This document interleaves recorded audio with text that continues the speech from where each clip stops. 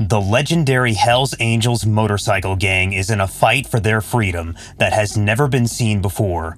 See how these hardened criminals react when they get life terms, sealing their fates in the iron grip of the law. The untold secrets, hidden alliances, and fierce drive of these Hells Angels members will keep you on the edge of your seat as their futures hang in the balance, as the members of the Hells Angels face their toughest test yet, fighting for their lives. Joseph Valencia is the leader of the Rhode Island chapter. The leader of the Hells Angels group in Rhode Island, Joseph Valencia, was charged with assault, firing a gun, and having a pistol without a permit. Valencia's problems with the law began in 2019 when he shot a person he didn't know. In 2020, he got into a fight at a clubhouse, which made his court problems even worse. Valencia's lawyers claimed that he was acting in self-defense because the victim had threatened him, but he ended up pleading guilty and getting 15 years in prison. The story of Joseph Valencia shows how much power chapter leaders have in the Hells Angels.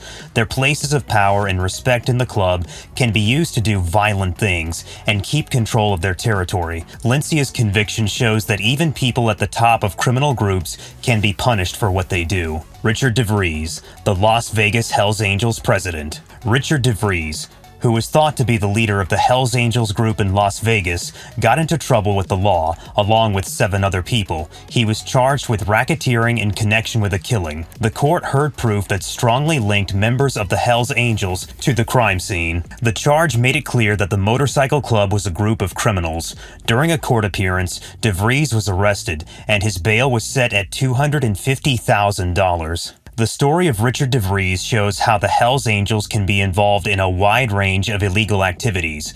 The charges of racketeering and the fact that the club has been called a criminal gang show that there are bigger problems with the group as a whole. The fact that DeVries was found guilty and sent to jail sends a clear message that organized criminal groups will not be tolerated by the law. J. Whitt, exposing the role of a convicted criminal. J. Whitt was wanted for serious charges, such as racketeering, because he was a member of the Hells Angels. Whitt was charged with murder, and a rival biker club tried to make the crime look like a break-in. During the trial, Whitt's wife begged the judge to see him as a loving family man who wasn't what he looked like or who he was affiliated with. In the end, Whitt got a long time in jail, joining other Hells Angels members who have been locked up for life. J. Whitt's story is a good reminder that even people who are part of the Hells Angels can get in trouble for doing illegal things.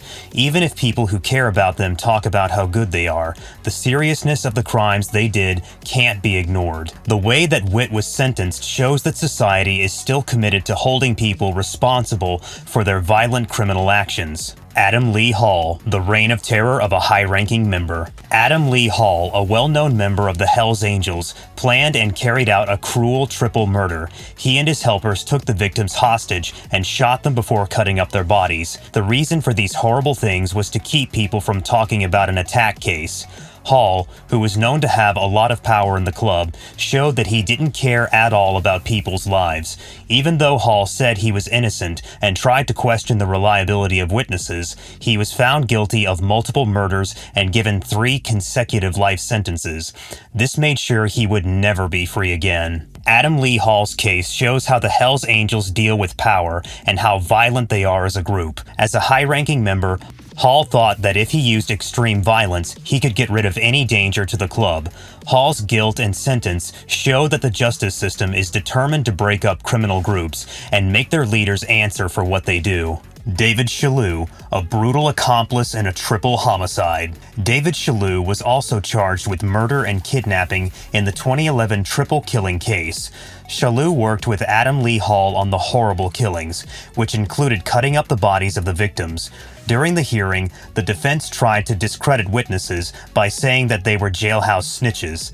The jurors, though, found Shallou guilty of first-degree murder, which shows how terrible the crimes were. He will have to spend the rest of his life in a jail cell because he has been given a life sentence. David Shallou's role in the triple murder shows how disturbingly loyal and close Hells Angels members can be to each other. The code of silence and the fact that people are ready to do unthinkable acts of violence to protect the club's interests make it hard for law enforcement and the justice system to do their jobs. Shallou's Shallou's conviction is a stark warning that people who commit crimes like this will have to pay a high price for it. Caius Vives was a strange vampire and a Satanist. Caius Vives was involved in one of the most famous cases. He had horn-like implants in his forehead and tattoos that showed he was a vampire and a Satanist, which made him look very strange. Before he was involved in a murder that made you sick to your stomach, Vives had a habit of doing bad things. With the help of his girlfriend, he attacked a young girl and gave her a horrible 7-inch wound. Vives stood trial for murder and said he was innocent. He refused to help the cops or take a plea deal. Even though he fought hard, the jury found him guilty on 3 counts of murder, kidnapping, and trying to scare witnesses. He was given 3 straight life sentences without the chance of parole. Caius Vives' disturbing change into a self-declared vampire and Satanist, complete with body changes and scary tattoos, shows how far members of the Hells Angels will go to follow a dark and violent philosophy. His case shows how dangerous the club can be and how people can take on extreme personas that make their criminal habits worse. The fact that some Hells Angels members are getting life terms for horrible crimes gives a chilling look at the dark side of this well-known motorcycle club. Attracted by the idea of friendship and power, these people fell into a world of violence and crime that eventually led to their downfall. The court procedures, guilty verdicts, and harsh sentences show how committed the legal system is to upholding justice and making sure that people who do such horrible things are held responsible. As these people sit in jail for a long time, their defiant actions and claims of innocence can't take away from the pain and suffering their victims and their families have to go through.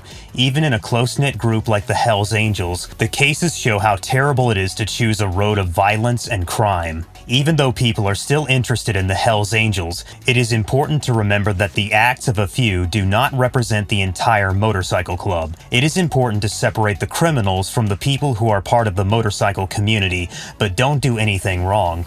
The cases we talked about are a sobering warning that using violence to gain power and control only leads to isolation, jail, and a life without freedom. In the end, the fact that some Hells Angels members are getting life sentences for murder, kidnapping, and other major crimes shows the bad side of a well-known motorcycle club. The court procedures, guilty verdicts, and harsh sentences show that the legal system is committed to upholding justice and making sure that people who do terrible things are held responsible. Even within tight-knit groups like the Hells Angels, these cases are a sobering reminder of what can happen when people choose a road of violence and crime. The stories of these people serve as warnings, reminding us how important it is to protect the sacredness of life and uphold the ideals of fairness and compassion. That's all for the day.